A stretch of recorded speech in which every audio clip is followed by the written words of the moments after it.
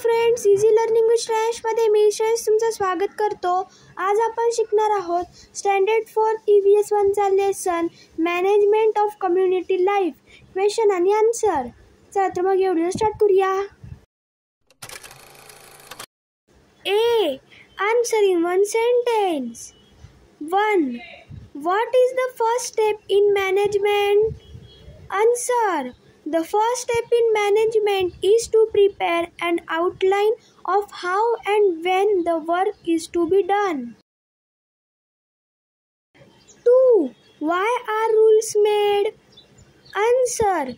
Rules are made so that community life can go on in a smooth and orderly manner. B. Fill in the blanks. 1. Dash dash is necessary to do work. Answer is management. Management is necessary to do work. 2. Dash dash must be maintained among the people involved. Answer is proper coordination. Proper coordination must be maintained among the people involved. 3. People elect their dash dash to the local government body. Answer is representatives. People elect their representatives to the local government body. C. Guests have been invited home for lunch. What management is required for that? Make a plan. Answer.